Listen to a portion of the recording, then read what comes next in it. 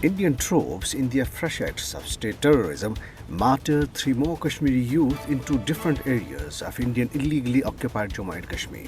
The troops martyred 2 youth during coordinated search operations in Batapora Naina area of Pulwama and 1 in Hazratbal area of Srinagar. The troops sealed all entry and exit points of these areas and even disallowed media persons to cover the military operations. The occupation authorities also suspended mobile internet services to prevent people from sharing information about the situation. Meanwhile, posters pasted on walls in Srinagar, Shopian and other parts of the occupied territory by Jammu and Kashmir Falah Party, Save Kashmir Movement, Students and Youth Forum and others have again urged the people of the territory to keep away from Hindutva forces and their collaborators. Social media users through their posts also awakened and cautioned the people about the evil designs of Hindutva BJP and its collaborators in the occupied territory.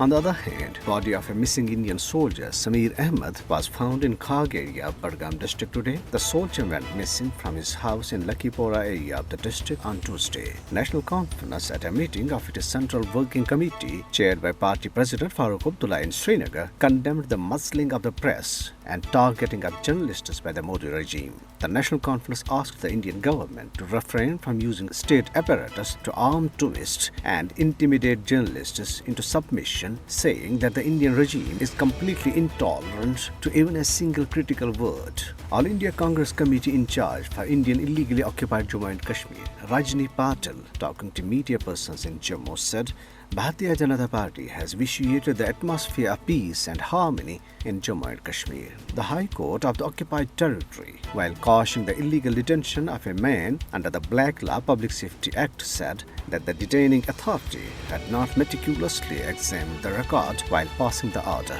Legal experts have said that hundreds of Hurriyat leaders, activists and youth are still languishing in jails of India and the occupied territory under the draconian law without any crime. The chairman of Kashmir Institute of International Relations, Altaf Hussain Wani, while taking part in a debate on the sidelines of the ongoing 49th session of the United Nations Human Rights Council in Geneva, deplored that the negligence of Jammu and Kashmir by the Council had encouraged the Indian government to continue with its operation in the occupied territory.